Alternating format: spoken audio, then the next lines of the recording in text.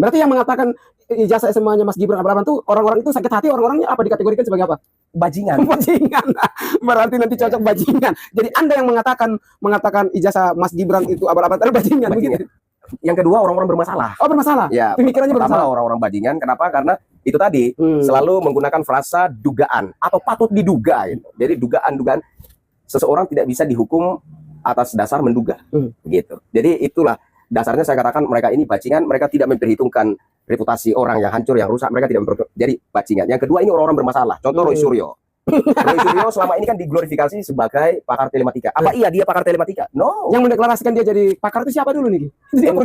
Itu yang menjadi pertanyaan umum sekarang. Kira-kira pihak mana? Tapi merujuk kepada apa namanya narasi pernyataan dari si Rismond Sianipar yang mengglorifikasi dia, yang menselebrasi dia sebagai pakar telematika ini media. Oh, media. Jadi, kita tidak bisa mengerti di situ. Kira-kira media mana atau semua media? Terus kemudian ada apa namanya? Sponsornya sehingga dia kemudian semacam sudah memiliki legitimasi sebagai seorang pakar telematika, kita tidak mengerti. Tapi yang pasti bahwa Roy Suryo ini kan dia memang alumni UGM, tapi ilmu komunikasi ya, jadi pakar ilmu komunikasi dan kesehatan. Yang kedua kesehatan. Kesehatan. Ya. Terus jadi ilmu telematika, nyambungnya di mana? Tidak ada korelasi di situ.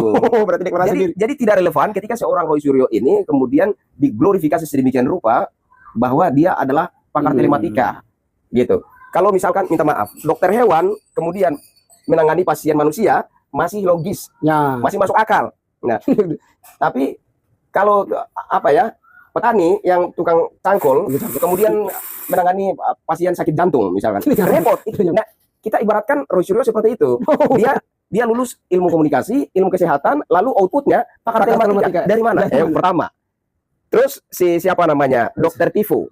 Dokter Tifa. Sudah biasa nyebutnya dokter Tifo ya. Karena dia menipu. Dokter Tifo. Katanya dia itu bergelar doktor. Ternyata universitas yang dia singgung sebagai tempat di mana dia mendapat gelar doktor melakukan klarifikasi bahwa universitas tersebut tidak pernah memberikan gelar doktor kepada dokter Tifo. Dokter Tifa. Nah, ini juga masalah. Terus siapa lagi? Kita ngomong Rocky Gerung. Rocky Gerung saya lihat videonya sebagai saksi ahli di salah satu persidangan ijazah Bapak Jokowi, dia bilang saya tidak punya ijazah tapi saya mengajar S1 sampai S3. Jadi bukan ijazah yang menentukan apalah pokoknya, tetapi saya itu dibutuhkan. Jadi yang paling penting di situ adalah saya dibutuhkan. Tapi ketika berbicara ijazah Bapak Jokowi, dia tidak menggunakan analogi yang sama sebagai parameter. Nah, ini juga bermasalah orang. Orang bermasalah semua. Bermasalah berkumpul jadi satu tim. Ini tadi yang kita singgung tadi AS ini juga mantan ketua KPK.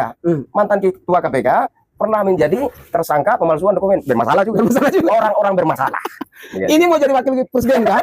Orang bermasalah, pemalsuan dokumen, jadi wakil presiden, percayalah, pasti ada kebijakan memasukkan dokumen untuk meraih kepentingannya, begitu kan? Kira-kira begitu. Jadi yang pertama mereka orang-orang bajingan yang licik dan picik, dan yang kedua mereka ini adalah orang-orang bermasalah. Ya, kumpulan orang-orang bermasalah yang mempermasalahkan orang lain yang belum tentu ada masalahnya, hanya mereka itu bermodalkan menggunakan frasa diduga.